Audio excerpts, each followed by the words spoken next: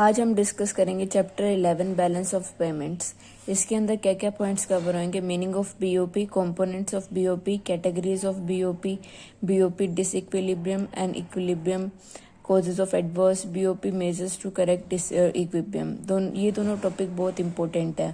सबसे पहले बीओपी क्या होता है? Balance of payments, systematic recording of all the international economic transaction from one country to another.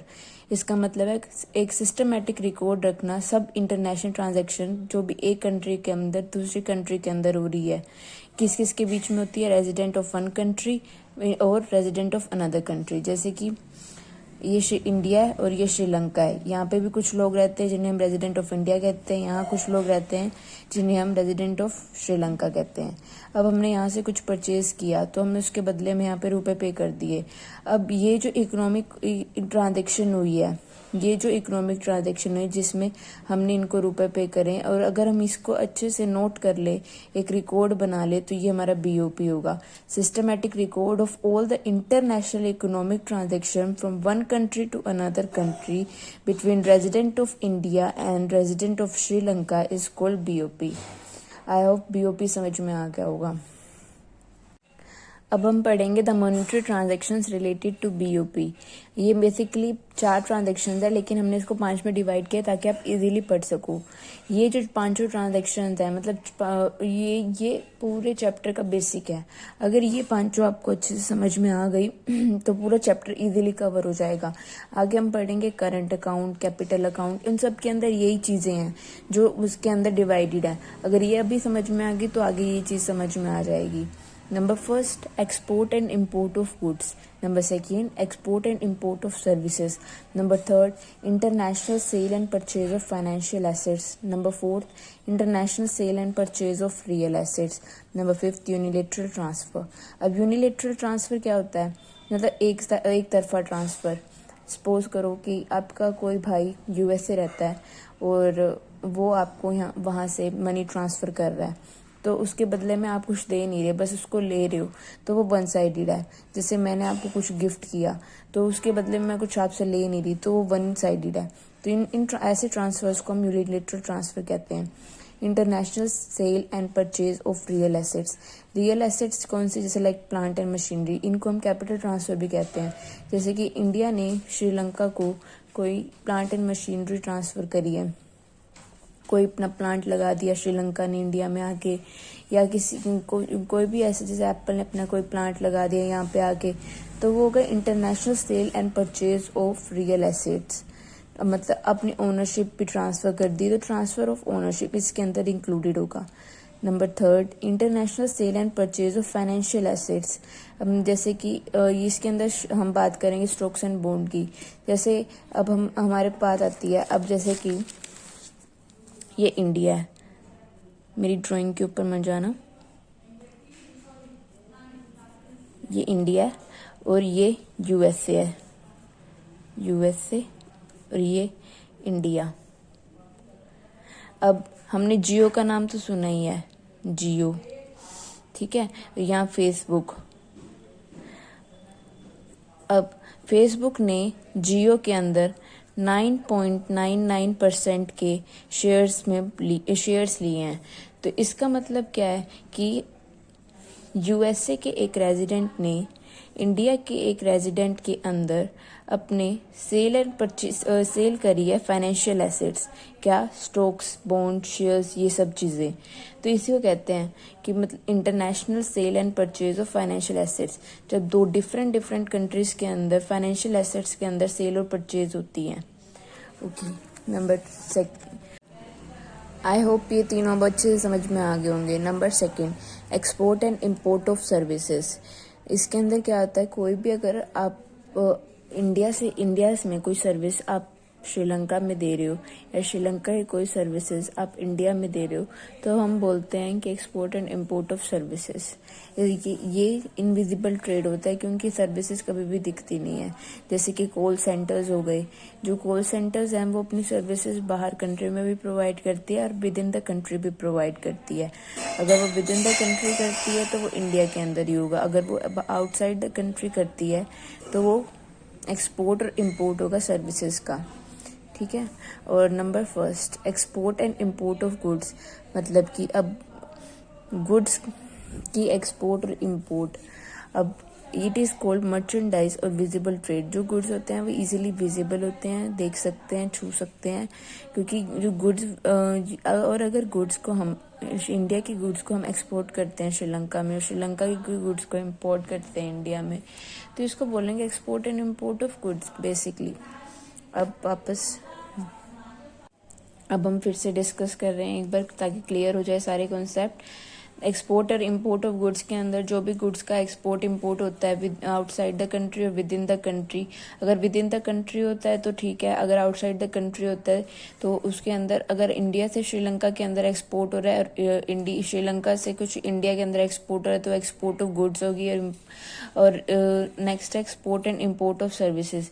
Export जैसे कॉल सेंटर्स हो गए, वो अपनी services with in the country भी प्रोवाइड करते हैं और आउटसाइड द कंट्री प्रोवाइड करते हैं। अगर वो क्रॉस बॉर्डर्स प्रोवाइड करते हैं तो वहाँ बैलेंस ऑफ पेमेंट BOP बनाना ज़रूरी हो जाएगा, क्योंकि हमको इसे एक सिस्टमेटिक रिकॉर्ड रखना पड़ेगा सब इंटरनेशनल ट्रांजेक्शन्स का।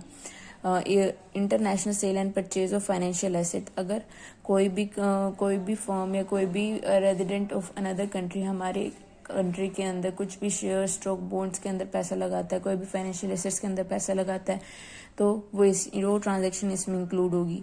International sale and purchase of real assets, real asset कैसे, जैसे प्लांट एंड मशीनरी, इन तरह की जो रियल एसेट्स होती हैं, अगर कोई भी इनके अंदर अपना सेटअप लगाता है इंडिया के अंदर, वहाँ से जैसे एप्पल ने अपना सारा सेटअप यहाँ पे लगाया इंडिया के अंदर, तो यहाँ पे जो उसकी इकोनॉमिक ट्रांजेक्शन्स हो रही है तो विद इन द कंट्री तो हो नहीं रही, आउटसाइड द कंट्री ही हो रही है, क्योंकि दो कंट्रीज के बीच का इकोनॉमिक ट्रांजेक्शन्स इंक्लूडेड है इसके अंदर। तो इस तरह की ट्रांजेक्शन हम international sale and purchase of real assets के अंदर बताएंगे। यूनिलेटरल ट्रांसफर मतलब वन साइडेड ट्रांसफर, मतलब कि जिसके अंदर हमें दूसरी तरफ से कुछ नहीं आएगा, सिर्फ एक बंदे की ही एक तरफ से ट्रांजेक्शन होगी, जैसे एक गिफ्ट और money transferred by brother from one country to another country. ठीक है। नेक्स्ट है बैलेंस ऑफ पेमेंट।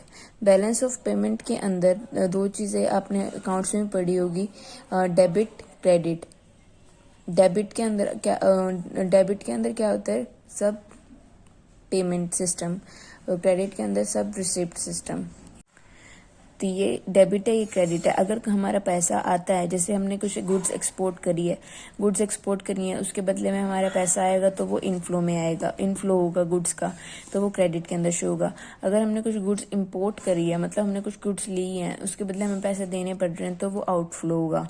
ऐसी अगर हमने कुछ सर्विसेज एक्सपोर्ट करी है तो वो उसके अंदर हमारे पैसा आएगा तो वो इनफ्लो होगा। और अगर कुछ हमने इंपोर्ट की है सर्विसेज, हमने सर्विसेज दी है, तो उसके अंदर पैसा जाएगा तो वो आउटफ्लो ऑफ मनी होगा।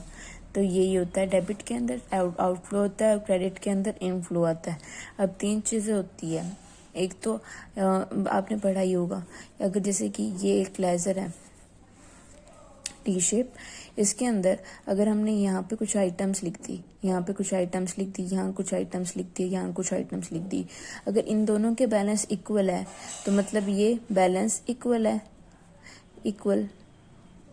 ठीक है। अगर यहाँ पे आइटम्स ज़्यादा है और यहाँ पर कम है, ठीक है, मतलब डेबिट साइड में आइटम कम है और क्रेडिट साइड में ज़्यादा है, क्रेडिट साइड ज़्यादा है, मतलब कि यहाँ पे सरप्लस हो गया। और अगर यही होगा, अगर यहाँ पर आइटम्स ज़्यादा हैं, ये आइटम्स ज़्यादा हैं, यहाँ वाली आइटम ज़्यादा है, मतलब पेमेंट साइड हमारी ज़्यादा है, रिसीप्ट साइड हमारी कम है, तो मतलब यहाँ हमें नुकसान हो गया, तो मतलब यहाँ डेफिसिट होगा। मतलब सरप्लस होना कोई प्रॉब्लम नहीं है, सरप्लस होगा, पैसा आएगा, बहुत अच्छी बात है। डेफिसिट होने में प्रॉब्लम है। अगर डेफिसिट के अंदर क्या होगा, तीन चीज़ें, जैसे बैलेंस, सरप्लस, डेफिसिट, ये सबको पता ही है। अगर बैलेंस होगा तो मतलब डेबिट जो है वो इक्वल होगा क्रेडिट के अंदर, सरप्लस होगा तो मतलब डेबिट जो है वो क्रेडिट के इक्वल नहीं होगा, क्रेडिट ज़्यादा होगा, डेबिट कम होगा, क्रेडिट ज़्यादा होगा और डेबिट कम होगा। ये और जो डेफिसिट है, डेफिसिट के अंदर क्या होगा कि जो डेबिट साइड है वो ज़्यादा होगी और क्रेडिट साइड कम होगी। हम इसको ऐसे भी कह सकते हैं, बैलेंस के अंदर जो रिसीप्ट और पेमेंट होती है वो इक्वल होता है, ठीक है। लेकिन जो सरप्लस है उसके अंदर पेमेंट कम होगी और रिसीव ज़्यादा होंगे।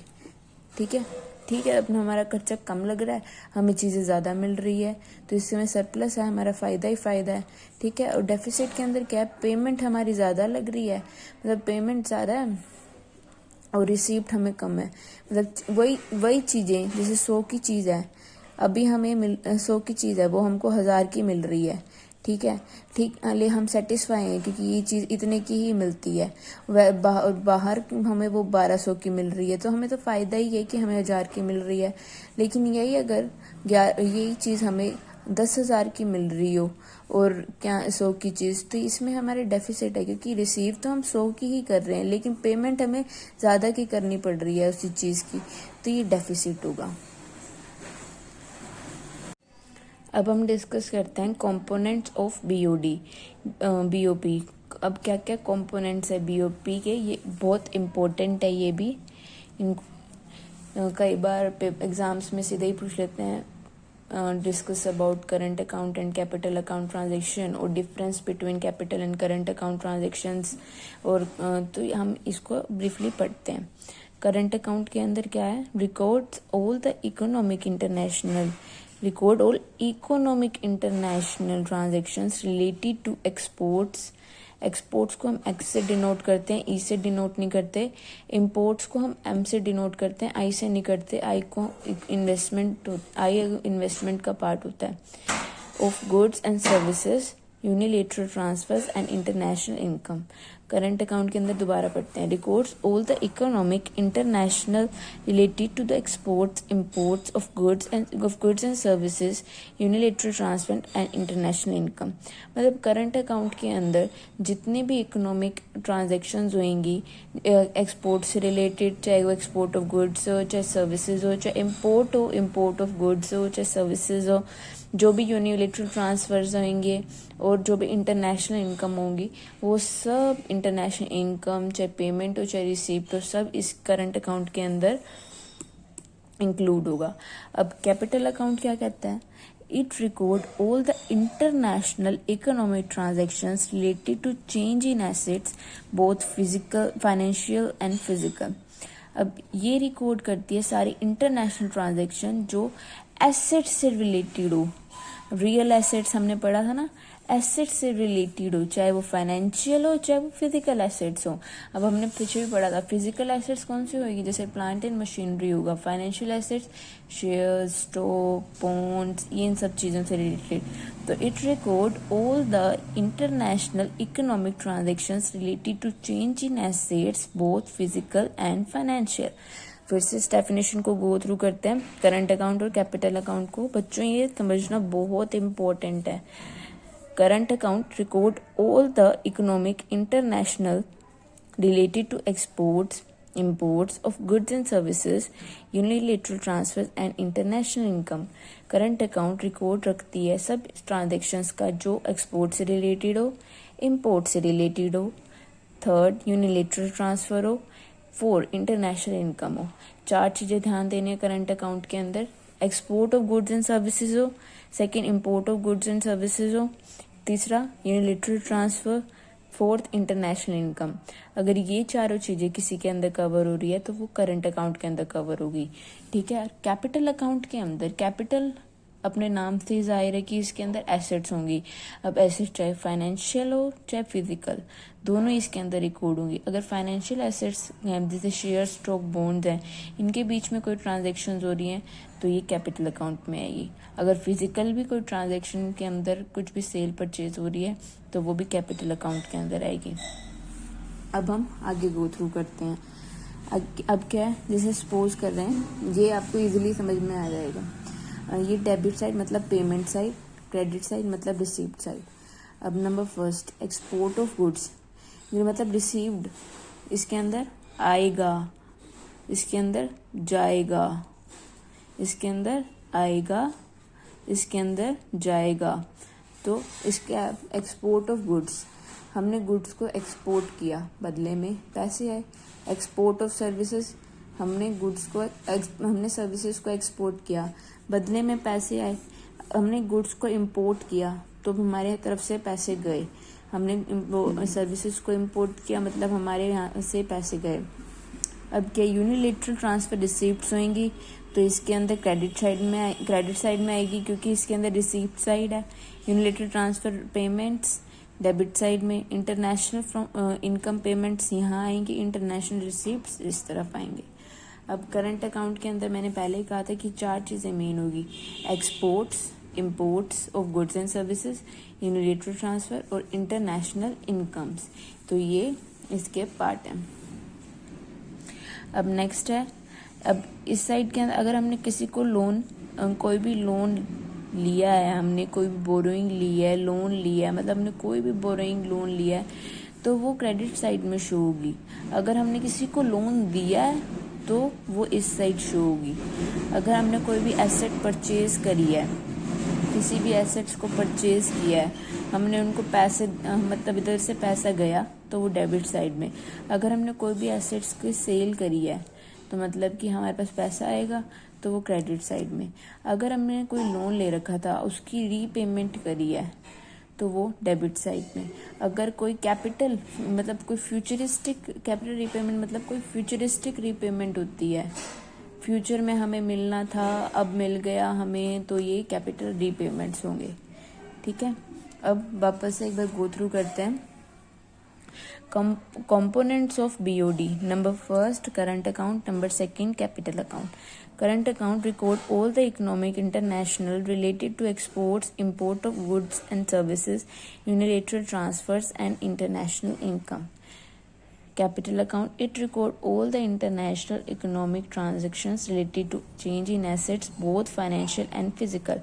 इसके अंदर हमने ये याद करा था, इसके अंदर हमें 4 चीज़ें याद करनी है, export of goods and services, import of goods and services, 3rd unilateral transactions, number 4th international incomes. अगर अब बात आती है एक्सपोर्ट ऑफ गुड्स की, तो वो क्रेडिट साइड में शो होंगी, क्योंकि उसके अंदर हमारा पैसा आ रहा है, हम गुड्स को एक्सपोर्ट करें तो वहाँ से पैसा आ रहा है। एक्सपोर्ट ऑफ सर्विसेज, वहाँ सर्विसेज दे रहे हैं हम किसी को, तो बदले में हम पैसे तो लेंगे, तो वो क्रेडिट साइड में शो होगा। ऐसे import of goods and services, ये डेबिट साइड में शो होगा। यूनिलेटरल ट्रांसफ़र पेमेंट्स हैं तो वो डेबिट साइड में, यूनिलेटरल ट्रांसफ़र रिसिप्ट है तो वो क्रेडिट साइड में। ऐसे इंटरनेशनल पेमेंट्स और international receipts debit to credit side में ट्रांसफ़र होंगी। अब नेक्स्ट है कैपिटल अकाउंट। कैपिटल अकाउंट के अंदर हमने कहा था कि चाहे कोई भी एसेट के अंदर ट्रांजैक्शन हो, चाहे वो फिजिकल हो चाहे फाइनेंशियल हो, वो सब ट्रांजैक्शन कैपिटल अकाउंट के अंदर आएगी। अगर हमने कोई भी लोन लिया है किसी से, कोई भी बोरोइंग लिया है या लोन लिया है किसी से, तो वो क्रेडिट साइड में शो होगा, क्योंकि इसके अंदर हमें पैसे अब हमने बैंक से लोन लिया है सपोज करो, तो हमारे पास पैसे तो आएंगे, तो वो क्रेडिट साइड में शो होगा। ऐसे हमने कोई भी एसेट्स की सेल करी है, मैंने आज आपको एक एसेट बेची है, आपके पास एसेट आई है, मेरे पास पैसे आएंगे, तो मेरे पास अगर पैसे आए हैं तो मैं अपनी क्रेडिट साइड में शो करूँगी। कैपिटल रीपेमेंट्स, मेरे को कुछ फ्यूचर के अंदर पेमेंट मिलनी थी लेकिन मुझे आज ही वो पेमेंट मिल गई, तो उसको हम कैपिटल रीपेमेंट्स बोलेंगे।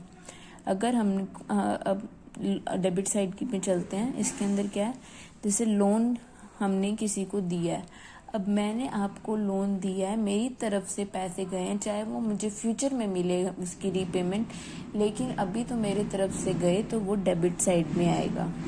नंबर 2 परचेज ऑफ एसेट, अब मैंने आपसे कोई एसेट खरीदी है, तो मेरे पास तो एसेट आई है,